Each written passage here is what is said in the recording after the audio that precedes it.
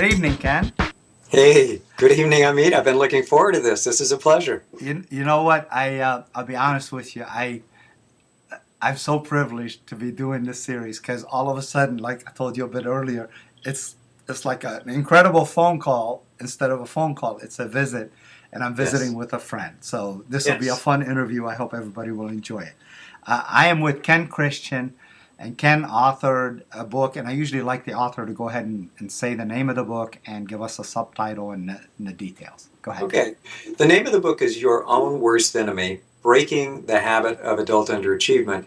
And it stems from some work, as you know, in my private practice originally as a psychologist. And I started working with kids who were performing poorly in school, even though their parents knew they were really bright. I was in a suburban Bay Area uh, community, and these were affluent parents. They had a serious concern about their kids, and they were just so bewildered by the kids' failure to thrive.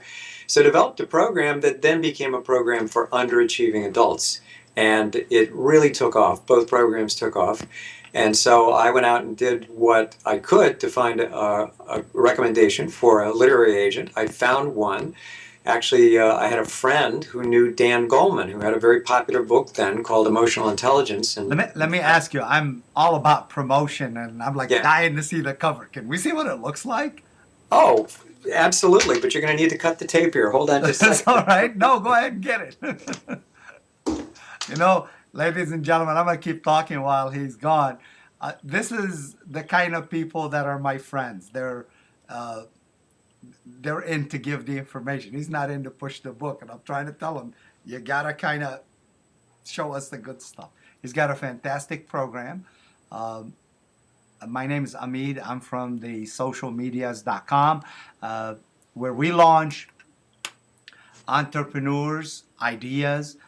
And I'm in a room of 500. 4 days, 2 days ago, I flipped out of bed, and at 4:30 in the morning, I wrote this. The social medias, a new kind of TV station, created to be a free place. Me and you are equal, and your words are as important as mine. So here's Ken back.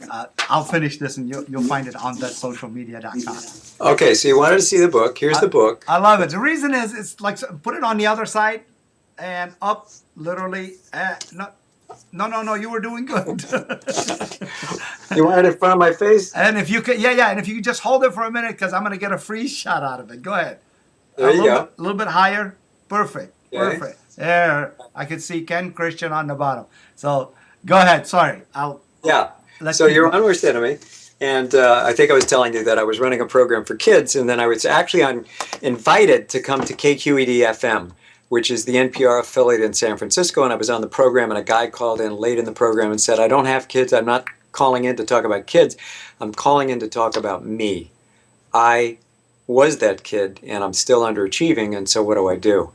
And I went the next day with the associates that I was working with, and we developed a program for adults. And when I found that literary agent, she told me that the book she was interested in doing was the one about adults. So that's why I wrote that book and sent that book to her first.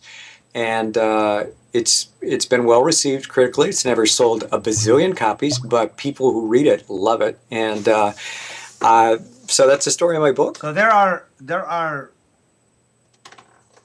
like whenever I read a book, if I can get one good nugget, I'm happy. But generally, when I bring my friends here on the program, I'm begging for five. So Uh, what are five really special nuggets? And that the audience here on the socialmedias.com TV station is expecting five. So I'm gonna you're ask going you, to what get about the five. I can give truth you many. of I can give you many. no, I only wanted five because I want people to remember five. Uh, Okay. the truth In the about how you can learn a new habit in 21 days. Tell me, what do you think about that?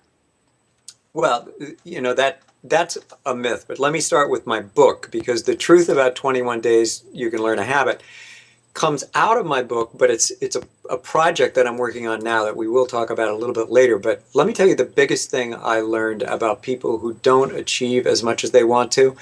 It's usually fear that robs them of their initiative. There are a number of things that can happen, but fear of making a fool of yourself in public is I'm taking huge. notes. I'm not looking away. Is that Yeah, okay? that's all right. So it's fear of failure. It's fear of being disappointed. If you've put something in your life on a pedestal forever and a day, and you've always said you wanted to do it, but you haven't moved forward and actually taken the risk of getting going, then a lot of people, the closer they get to actually doing it, to getting into law school, or if they get into law school, they actually don't take the bar exam. They're afraid that they're going to fail, and that's one. But the other is that they could actually be disappointed that in the end it turns out to not really be all that. And so that's another one. And then the other big thing that stops people is it gets talked about as the fear of success. And some people actually are afraid of being successful in a curious way. But the thing that really stops people is not a fear of success itself. It's a fear that if they're successful, people will demand more of them. And they're not sure they can deliver on the demands. And then they will be known as somebody not who just has talent, which is a safe place to hide, because you can say, well, I know I'm talented. I've been in Mensa or whatever, or I've gotten this or that. But if you don't ever put your talent on the line, you never fail. And so people who are afraid of failing, or afraid of the implications of success, that more will be demanded of them, they hesitate and they stop short. There's a classic experiment that was done with 10-year-old kids. They brought 10-year-old kids, into a like a big gymnasium at a school. Yeah. And all they did was hand the kids 3 bean bags. And they said, here's three bean bags. And look down there, you see there's a clown's mouth painted on this big cardboard thing. So they have this clown, there's a hole in the mouth, and they just hand them the 3 bean bags and they say, toss as many of these bean bags as you can into the clown's mouth. Now here's what the kids did. A certain number of the kids walked straight up to the front, right in front of the clown, boom, boom, boom, 3. I'm successful. A certain number of kids went back from a pretty serious distance where it would be a challenge, and they tossed the beanbags. Maybe they get 1 or 2 of them in, but they gave it a serious try. Then there was a third group. They walked all the way to the back of the gym, stood as far as they could from the clown's mouth, and heaved these beanbags. And here's the deal. If they failed, it's no big, because they can always say, well, if I'd stood up there like you guys, I could have done it. I was giving myself a challenge. So that's one thing that people do when they're afraid of failure. They'll take I like how you gave it that well. I like that. Yeah, they'll take ridiculous risks, right? You know what? It's a little bit setting that giant goal that is a little bit of way too much of a stretch. Because you say, well, yeah, I was misunderstood. I wanted to, cure cancer this week. And unfortunately I couldn't, so I had to be a busboy. Yeah. So it's a way of hiding by saying that your goals are too lofty, or you're a misunderstood genius, or nobody understands your art, or that this complicated stuff about getting into a business, there's just too much technical stuff for me to learn on online marketing. I could never do it. You create this huge thing, and so you go to workshops, and you never step up to it and finally launch your first product because you still don't have enough information. All of those are ways of ducking, putting your butt on the line and saying, I'm going to make mistakes, but I'm going to do it. And people who succeed learn to treat their mistakes as betas. It's a little So those are ways people duck, and people can develop complicated strategies to duck. The longer they go, though, without putting themselves to the test, the harder it gets. And this is for all of us. If we avoid something and we put it off, we make it so much more difficult the next time out. And what I'm talking about is stuff that I'm living through right now. I'm in a product launch, and I've got to have egg on my face every other day with something, there's a buzz, there's a hum, there's something wrong with the videos, the lighting's not good. And you know what? I'm eating it all up because I have developed over time something that's really important. What's far more important for you to succeed and really be an ultimate success and a breakout performer is for you to have a mindset that says, if I don't know how to do it, it's not because I don't have talent. It's because I just don't know how to do it yet. It's a skills orientation instead of a talent orientation.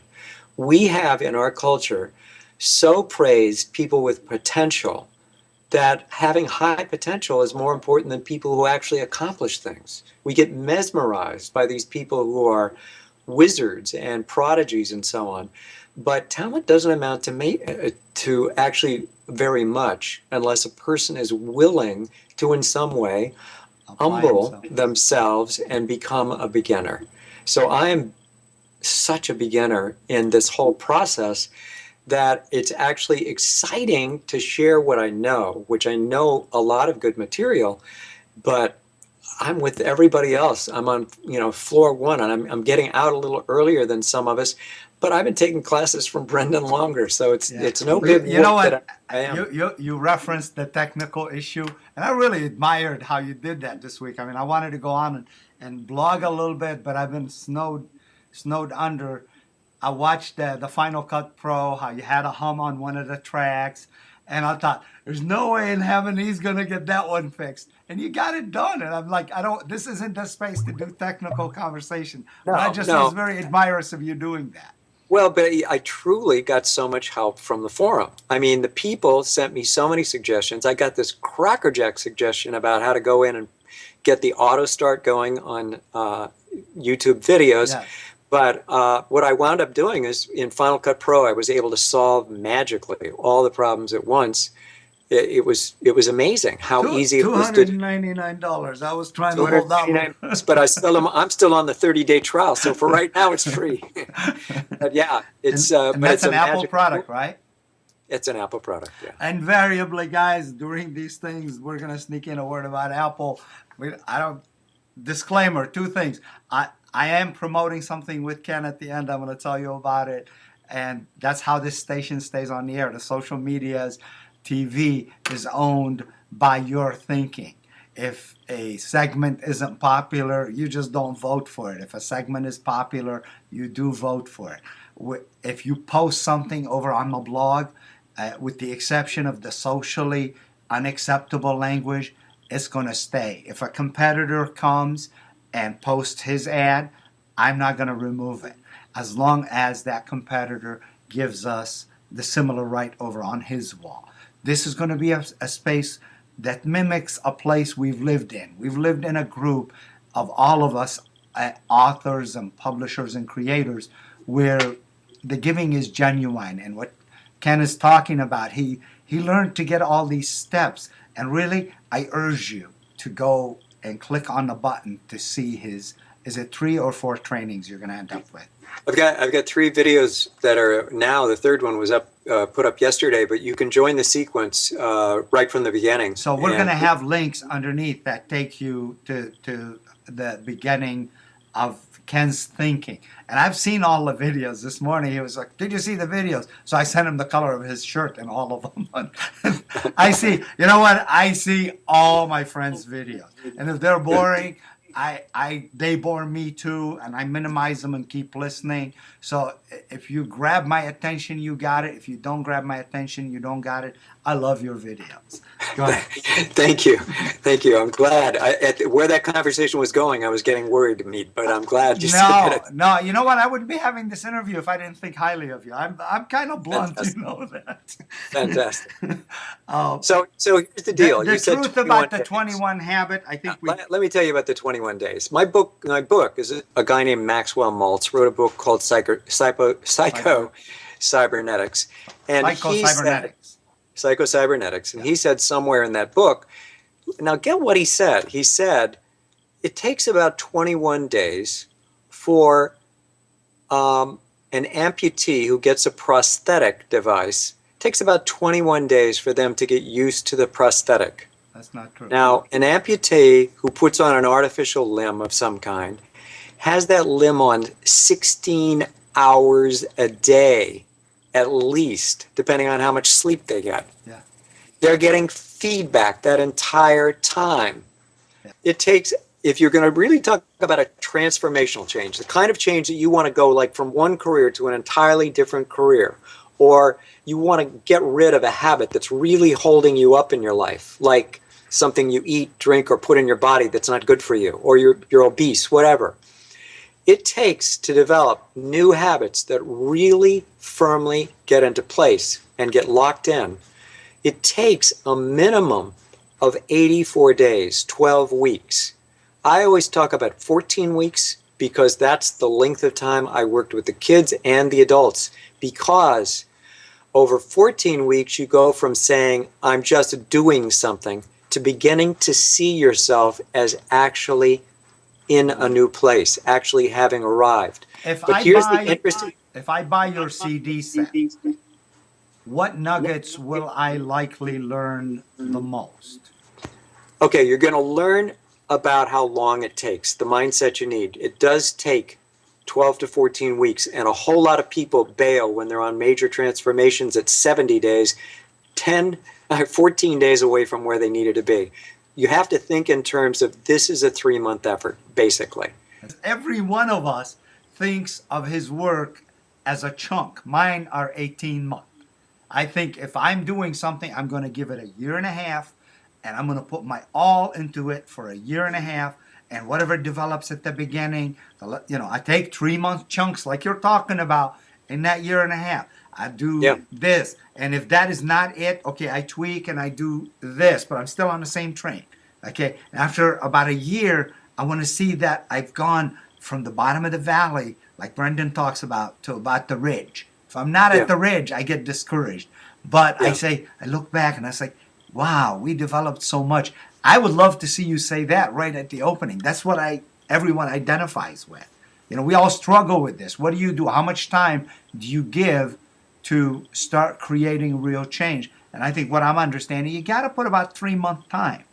You got to put a minimum of 3 months' time. There's 4 stages that are really clear. You have to get real, then you have to get ready, then you have to finally get going, and then the final thing you got to do is lock that in. Get real. Get real. You got to know, you got to really think through where you are now and where you want to go. Can you back up from the mirror, from the screen a little bit? Because you look great. There, you look much better. Get real. Next. Right. You got to be serious and take yourself seriously and know where you are now. So that's get real. Get real. Then you've got to get ready. You don't just change. You need to make preparations. You have to revise your schedule. You may have to do some research. If you were getting into a business, you would be doing research.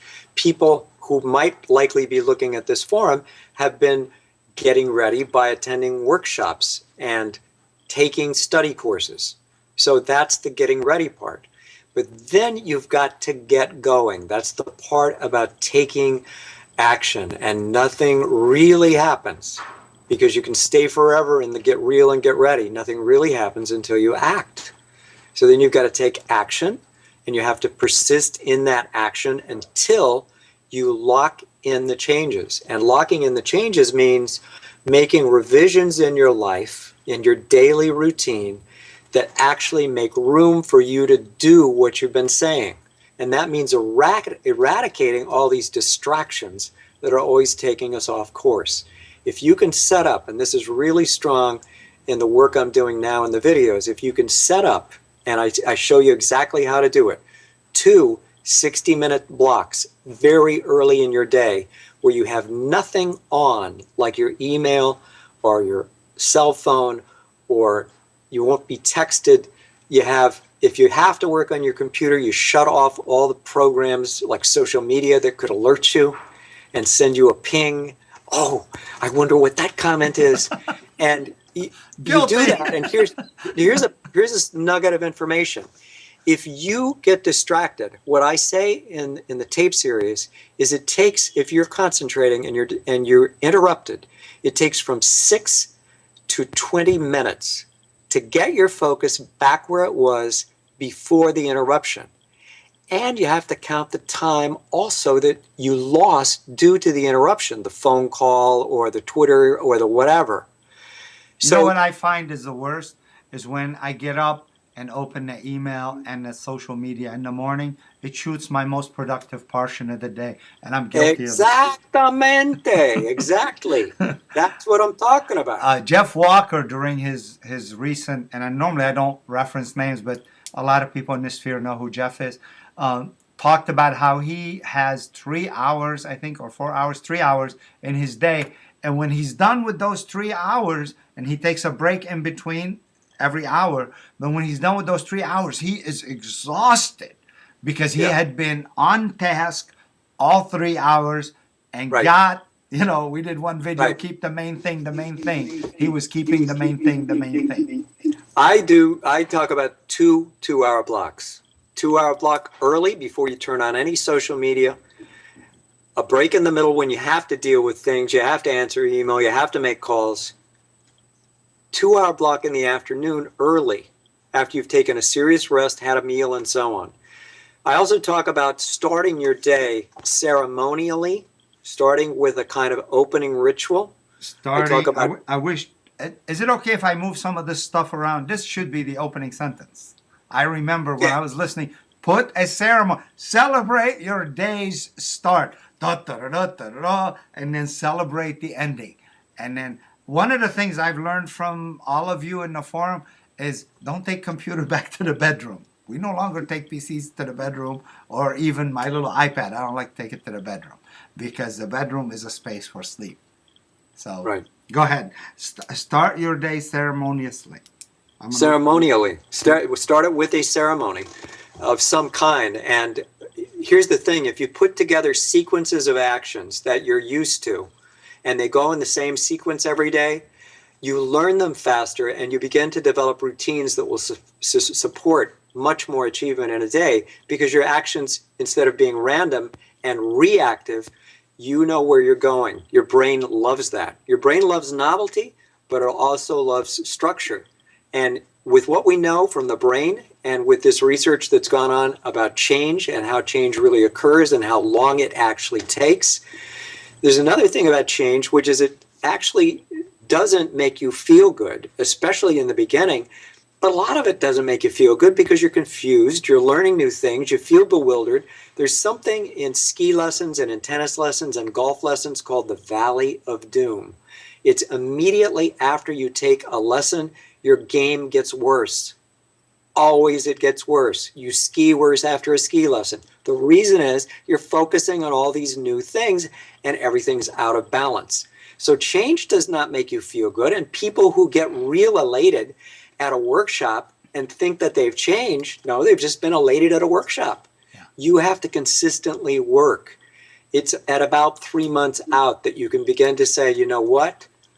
I'm really getting somewhere. Before that, I love it that you feel good and you feel a rush. And in fact, I teach a technique that's actually dangerous because it makes people feel so good. They feel so much more productive, and they are so much more productive so fast that the risk is they'll want to feel that way every day, or they'll actually get scared because it doesn't feel like it's who they're used to being. I'm not supposed to get that much done, because you can do more.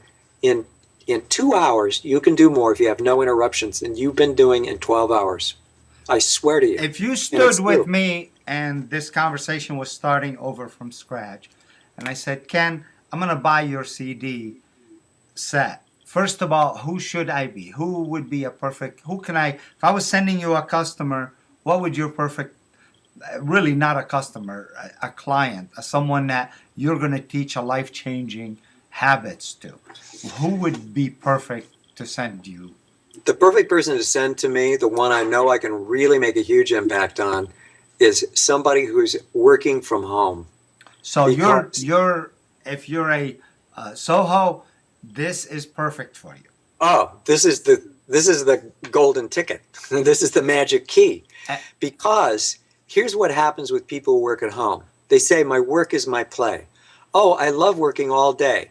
Well, what they do really is they stay up for about 16 hours and they disperse their work through it in this kind of mixed smear, where they've never really worked hard, they've never really played hard, they've never really stopped to rest, they've never had a laugh, they never had a good meal, and they wind up feeling like they were really busy all day and they didn't really accomplish that much when it was all over. So to a Soho, I'm going to say 2 or 3 of the really fun words I learned today. Let me see, I'm looking down. Start your day with a ceremony. It's probably the number one. Start and end your day with a ceremony. Maybe a ceremony, what? Ringing a bell? What is the favorite ceremony of yours? Could be ringing a bell, but I get up in the morning, I stretch immediately. I do it while I'm still in bed. Yes. Then I do some more stretches when I'm standing. Yes. Then I go in and I drink two 12-ounce glasses of water. Yes. Really fast. We learned the value of that. I brought mine for the interview. Yeah, but I do it boom, and not all. I'm not sipping water all day. I do it in big, like an elephant. Yeah. And that sustains me, and it takes a while to get used to that. All you do at first is pee, but your body will learn to actually, your cells will learn to expand. Yeah. I do those things. Then I have a quiet time and a kind of meditative period. Then I actually do Roger Love vocal exercises to strengthen my voice for speaking. Yeah. And I do all of that before I eat breakfast. Yeah. Then I eat a really, really substantial breakfast. And I haven't turned on the internet except when I'm in something like this week, when I'm doing a product launch, because I have to, because that is my serious work, is to stay online, follow up on things and do it. But if I'm on a regular day, as soon as I look at an email, my day is poisoned. I mean, it is poisoned. Well, you know what? Our teacher, Brendan Bouchard, I'm going to say his name, teaches us that email is nothing but a place for other people to put themselves on your agenda. And he's actually paraphrasing Evan Pagan, who I've learned a lot from about these blocks of time. Brendan is a marvel. Evan's a marvel. They're very different marvels. They're like two ends of different magnets or something. But I have learned so much from Brendan, and I don't do what Brendan does, though. I don't look at my email to see if some email has come in. To me, it's like I touch pollution if I get near the screen. It's not good for me. So I say to people, learn what works for you. But there's some things that work for everybody. And having a 2-hour block of time in the middle where you take a 5-minute break in the middle. Also, if you switch activities after 60 minutes, you can then come back to that activity in the afternoon and you'll be fresh all over again. But your mind doesn't get tired as long as you provide it novelty about every 60 minutes. So you can go from 60 minutes, take a 5-minute break, and go 60 minutes again on something new. And the back of your mind will be processing what you worked on the first round, and the front of your mind will be processing the new stuff. And your mind is just going to be going, I'm so delirious. Then it's great to take a rest. Really great to take a break. So it's about 60 minutes before we really kind of get attention deficit, move on type thing. And so if you plan it that way. It's really to focus like your life depended on it. That's the kind of focus you need. It needs to be like a laser. I often talk about the way people were on all-nighters in college, where they were getting so much done. It gets very addictive because they get so much done in such a short amount of time. Imagine working a 2-hour block and getting so much done and then being able to break. But instead of having to turn it in the morning, being able to come back to it, say 3 or 4 days later, and polish it so it shimmers. And then you got something. But it is so great to focus your attention. And that's a huge emphasis of the program. And there are 3 videos, and then of course it's leading up to my introducing a project I've been working on, which is a new product, a 6-hour CD set. And actually the videos are going to be released on that tomorrow, and my sales page will be open beginning tomorrow. Okay. So Ken is referencing the launch we talked about at the top of this conversation. This is the social media TV, as I promise you on top. I'm going to read it here, and at some point I will read it again. The social media, a new kind of TV station created to be a free place. Me and you are equal. Your word is as important as mine. This TV station will be featuring over 500 of my close friends who are authors and publishers and creators. I met and hugged and laughed with many of them. We hope to include you in these randomly broadcast episodes. We, the group of authors, consider one another soulmates on so many levels, and we've come to live in a world of incredible peace. Forgive me, I have to read it because I created this a couple of days ago. Sure. A world of incredible peace when we are together, and we would like to include you in that, you being the audience. Welcome to the Social Medias TV. You will find only on the web at thesocialmedias.com. What's really unique is these authors are coming in here and they're pouring their heart out. They're my personal friends, folks. So they've got a vulnerability in here that is really unique. We're going to have special treatments for you. They will all have their own page on thesocialmedias.com.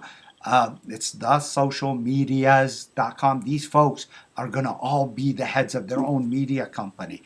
They'll be the Ken Christian author, publisher, trainer, seminar leader, speaker, ebook publisher, webinar creator. We have 12 different venues and all of us are working in them. And it is so much fun to bring you this because I hope you feel the energy. For me, it's an incredible fun. This station is maintained strictly on you participating in the author's offering. And all of the content that we're recording is going to be free.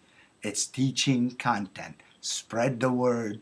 You know what? I could tell you click and stick and subscribe, but I'm not going to tell you that because I know you're going to take this stuff and spread it because it's real. It's from the highest experts in their own field. And Ken, I'm so honored that you came. Well, I'd like to say that it's been an honor for me to be with you, Amit, and to be invited to be, I think, your second guest. I feel very honored. And no, I think there's just so much to learn that's factual, that's available to us now, to dispel myths, to have a good mindset. And for me, a mindset is more than a way of looking at things. It's also having accurate information. And there's so much inaccurate information out there that's well-intended, it's well-intentioned, people are good people, but if you're working, it's like chasing yourself down blind alleys. You try something and you get disappointed, and let's say, I've talked to so many people since I put it out that what you need is 12 weeks minimum, who say, that really fits my pattern. I've done so many things and stopped at about 10 weeks, and the research is there. So that kind of information is what's, these videos are filled with, and what my 6 CD set is filled with. And it's attractively packaged. It looks good. I can hold it up here if you want me to. Okay. I think I do have some still pictures I've already taken. Perfect. Just send it to me. Here's how it looks from the end. It's got, nice. These are DVD jewel. It is a CD set. So it's $199. It's $197. $197.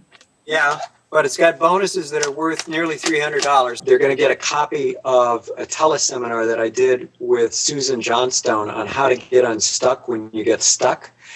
It's breaking out of the stuck zone, and that's a $79 retail. Please check out the work. If you're not thinking of becoming... Now I can hear you. If you're not thinking of becoming Ken's immediate trainee, go through the free training. It's really awesome. It's Ken giving some very good content, and it's worth listening to. I really listened to him. I liked him. Listen to the free tapes. Listen to the training. Like everything here on the socialmedias.com. Ken is going to have his own page, and in the bottom of this page, there's going to be a space where you blog. And whatever you blog, Ken will get a copy of. So please, if you have a comment for him, if you have a comment for me, try to blog over on the front page of the social media. At first, this will be on the front page for this month, and then it'll move over to the according month. We're probably going to index them by name and subject and topic. I haven't worked all that out yet, but it will always be on the social medias. If you're seeing this somewhere out in the world and it's not connected, search or go to the website called the Social Medias. Search for the name Ken Christian. This interview will be in its entirety. I'm going to edit a little bit because we had an internet connection problem. I'm a huge fan of first takes, and I'm a huge fan of minimally cutting. So if you see chopping in my video, something really went wrong. We didn't want to include you in the conversation. I'm big on including you. I enjoyed it too. Amit, I'm glad to be here when you launch. Thank you, sir. Thank you, sir. God bless you. God bless you.